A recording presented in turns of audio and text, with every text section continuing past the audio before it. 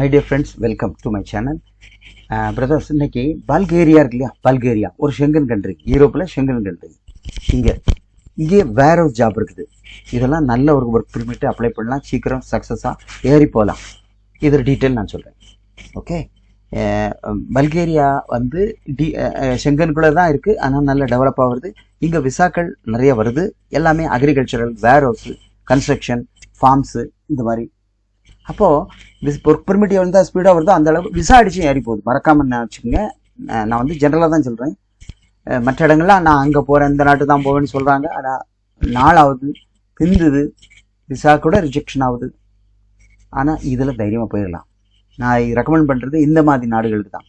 இதில் கண்டிப்பாக விசா அடித்து ஏறி போயிடுறாங்க. ஓகே, சரி. அப்போ ஜாப் டீட்டெயில் என்னன்னு பார்ப்போம். பல்கேரியா உங்களுக்கு கொஞ்சம் நல்லா டெவலப். அதுக்கு காரணம் உங்களுக்கு ஹார்பர் இருக்குது. எந்த ஒரு நாடு, அதாவது லேண்ட் லாக்னு சொல்லுவாங்க, அதாவது சுற்றி கடலே இல்லை, மற்ற நாடுகள் நிலத்தோடு சேர்ந்து போச்சு அப்படின்னா அந்த நாட்டில் ஹார்பர் இருக்காது. அந்த நாட்டில் ஹார்பர், எந்த நாட்டில் ஹார்பர் இல்லையோ அந்த நாடு டெவலப்பே ஆகாது. நீங்கள் நல்லா சிந்திச்சு பாருங்கள். நம்ம இந்தியா டெவலப் ஆகிறதுக்கு 4 பக்கம், அதாவது 3 பக்கமும் உங்களுக்கு எல்லா இடத்துலையும் ஹார்பர். வெஸ்டர்ன் லைனில் உங்களுக்கு குஜராத்தில், மும்பையில், கொச்சினில், அப்படியே இப்படி சுற்றி வைத்தீங்கன்னா தூத்துக்குடியில், அதுக்கப்புறம் சென்னையில், அதுக்கப்புறம் விசாகப்பட்டினத்தில், அதுக்கப்புறம் கொல்கத்தாவில். அப்போது அதனால் நம்ம நாடு நல்லா வளர்ந்துச்சு. ஓகே, இந்த நாடு அப்படி தான். பல்கேரியா நல்ல டெவலப்பிங் ஏரியா, நிறைய இண்டஸ்ட்ரீஸ், ஃபேக்ட்ரிஸ் வந்துகிட்டு இருக்கு. அதனால் இங்கே நிறைய விசாக்கள் தேவைப்படுது, ஆட்கள் இறங்குறாங்க. இங்கே வேலை பார்த்துக்கிட்டே இங்கேயே முன்னேறலாம், இல்லை இங்கே இருந்துட்டு பக்கத்து வேறு நாடுகளுக்கு நம்ம மாறி போகிறதுக்கு வாய்ப்பு இருக்குது. எப்படின்னு பாருங்கள், உங்களுக்கு டீட்டெயில் சொல்கிறேன். அதாவது இதில் வேர் ஹவுஸ் ஹெல்ப்பர்ஸ், அதிலே உள்ள வேர் ஹவுஸ்க்குள்ள எலக்ட்ரிக்கல் மெயின்டெனன்ஸ் பண்ணக்கூடிய எலக்ட்ரிஷியன்ஸ், அப்புறம் ஹவுஸ் கீப்பிங், அதாவது வேர் ஹவுஸ் உள்ள கம்ப்ளீட்டாக க்ளீன் பண்ணி தொடச்சி எடுத்து அந்த வைக்கிற ஒர்க்கு. அப்புறம் லேபிளிங்னா அப்படி தான், உள்ளே பேக்கிங்லாம் பண்ணுறாங்க, மறுபடியும் லேபிள்லாம் பண்ணுறது, ஸ்கேனிங் பண்ணுறது, அந்த ஒரு குரூப்பு. கார்பெண்டர் ஹெல்ப்பர்ஸ்னால் யார்? பெரிய பெரிய பார்சல்லாம் வந்து இந்த மரக்கட்டையில் உட்டன் பேலட்ஸ் இருக்குல்ல, அந்த அதில் பண்ணி பேக் பண்ணக்கூடிய ஆட்கள். இல்லைனா வெளியிருந்து அப்படி வரோம், அதை பிரித்து எடுத்து அதில் சில ரீபேக்கெல்லாம் பண்ணக்கூடிய அதில் கார்பெண்டர்ஸ். ஓகே, அவங்க அந்த வேலை தான் கடைசி வரைக்கும் செய்வாங்க. அப்போ இதில் ஐடியா இருந்தாலே போதும், அவங்களே செய்யலாம்.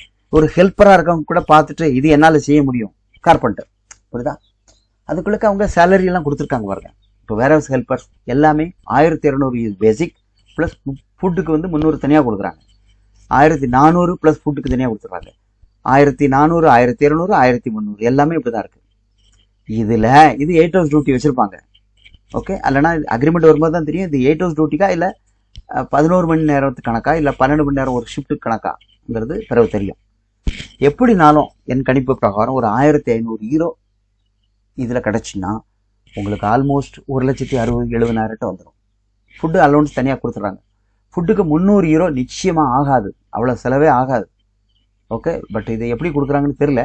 50 யூரோ கொடுத்தாலே போதும், ஒரு மாதம் சாப்பாட்டு அழகாக ஓட்டிடலாம். ஓகே, அதாவது 100 யூரோ வந்து 11,000 ரூபா இன்னைக்கு.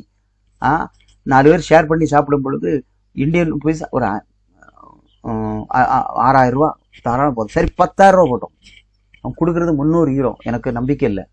300 யூரோ கொடுத்தா 300 யூரோக்கு என்ன சாப்பிடுது? ஒரு குடும்பமே சாப்பிடலாம். ஓகே, சரி, 1200 ப்ளஸ் 300 ஓவர் டைமோட சேர்த்து அப்படி வச்சுக்கோமே. சரி, இருக்கட்டும். இதுக்கு விருப்பப்பட்டவங்க அப்ளை பண்ணுங்க. இதுக்கு போலீஸ் கிளியரன்ஸ் சர்டிஃபிகேட் கண்டிப்பாக வேணும். அது எடுக்க முடியவங்க அப்ளை பண்ணலாம். ரைட்டா? கண்டிப்பாக இந்த ஜாப்புக்கு 4,60,000 ரூபா செலவாகுது, டிக்கெட்லாம் சேர்த்து, விஎஃப்எஸ் செலவெல்லாம் சேர்த்து. நீங்கள் ஒன்றுமே செய்ய வேண்டிய தேவையில்லை. பிசிசி இப்போ தேவையில்லை, பிறகு தான். டாக்குமெண்ட்ஸை மட்டும் ஒரு பிடிஎஃப் அனுப்புங்க. 50 வயசுக்கு உள்ளவங்க தாராளமாக, மேல் ஃபீமேல் தாராளமாக அப்ளை பண்ணலாம். யாராவது ஹஸ்பண்ட் ஒய்ஃப் சேர்ந்து போகிறாங்க, இங்கே அக்காமடேஷன் கப்புள்ஸ்க்கு தனியாக கொடுக்குறாங்க, அப்படி இருந்துக்கலாம். Okay, legal. சிலப்போ 100 ஹஸ்பண்டும் ஒய்ஃபும் சேர்ந்து வேலை பார்க்குற ஒரு சில கம்பெனியில் அவங்களே 2 சேலரியை கம்பைன் பண்ணி எலிஜிபிலிட்டி சர்டிஃபிகேட் கொடுத்தா இந்தியாவிலேருந்து அந்த குழந்தைகள் 18 வயசுக்குள்ளோட கொண்டு போயிடலாம், டிபெண்ட்டாக. அப்படி வாய்ப்பு இருக்குது, பாருங்கள். ரைட்டா? இல்லை சிங்கிளாக போங்க, ஒருத்தர் போங்க, அப்போ அவங்க போன பின்னாடி இவங்களும் போட்டோம், இப்படி ஒன்று ஒன்றா கடந்து போகலாம். லீகலாக போனால் அந்த நாட்டில் இறங்குறதுக்கு தான் நம்ம முயற்சி பண்ணுறோம் இல்லையா? அதுக்கப்புறம் அங்கேருந்து அங்கங்கே மாறி போகிறது தானாக அமையும். அது நம்ம முயற்சியை பொறுத்தது, உங்கள் திறமையை பொறுத்தது. ஓகே, ஸோ இந்தியாவிலேருந்து வெளியே கொண்டு போகிறது வரைக்கும் எங்கள் உதவி, எங்கள் கைடன்ஸ் உங்களுக்கு கிடைக்கும். காசு செலவு பண்ணாமல் எங்கேயும் போக முடியாது. ஃப்ரீ ரெக்கமெண்ட் இல்லை, சேலரி டிடக்ஷன்லையும் இல்லை. நல்லா புரிஞ்சுக்க. மார்க்கெட்டில் யாருமே அப்படி சக்ஸஸ் ஆனது கிடையாது. ஆட்களை சேர்க்கறதுக்கு தான் ஃப்ரீ மெடிக்கல்னுவான், ஃப்ரீ ரெக்ரூட்மெண்ட் சொல்லிடுவாங்க, சேலரியில் பிடிச்சிக்கலாம், இருக்கிறத கொடுங்க இப்போ மீதி அங்கே அப்படிலாம் சொல்லுவாங்க. ஆனால் ஒன்றுமே நடக்காது. அப்படி கிடையவே கிடையாது. சரிங்களா? சரி அது வேணாம். பேமெண்ட் கட்டி போகிறதா இருந்தால் 4,60,000 இதுக்கு செலவாகுது. பல்கேரியாவுக்கு விசா ரிஜெக்ட் ஆகாது. ஆனால் ஸ்டெப் பை ஸ்டெப் பேமெண்ட் இருக்குது, அட்வான்ஸ் இருக்குது. கண்டிப்பாக அது நீங்கள் ஒத்துழைச்சா தான் நாங்கள் செஞ்சு தர முடியும். கரெக்டாக? இப்போ இந்தியாவில் வடநாட்டில் இல்லை அப்படின்னா ஆஃப்டர் விசான்னு ஒரு பேச்சு இருக்குது. அப்படின்னா முன்கூட்டி கொடுக்குற காசு அவன்கிட்ட கிடையவும் கிடையாது. அவங்களாம் என்ன பண்ணுவாங்கன்னா, விசா ரெடி ஆனோடனே வீட்டு பத்திரத்தை, சொத்து பத்திரத்தை ஒரு மார்வாடி மாதிரி ஒரு ஆள்கிட்ட வச்சு பணம் எடுத்து கொடுப்பாங்க. அப்போ என்ன அமௌண்ட்டு கொடுப்பாங்க? 8 லட்சம் 10 லட்சம். இதே இதுக்கு ஓகே. இந்த நாட்டுக்கு செங்கன் கண்ட்ரி போனால் 8, 10, 11, 12 லட்சம் மாறும். ஆனால் நம்மகிட்ட அவ்வளோ இல்லை. ஏன்னா அப்பப்போ தேவைக்கு பணத்தை வாங்கி செஞ்சு கொடுக்குறோம். ரைட்டா? அதான் நீங்கள் புரிஞ்சுக்கணும். இல்லை நான் எல்லாமே விசாலாம் முடிஞ்ச பிறகு நான் பண்ணி வேணா அக்ரிமெண்ட் போட்டு தரேன்னா 7 லட்சம் 8 லட்சம்னு ரேட் எகிறோம்.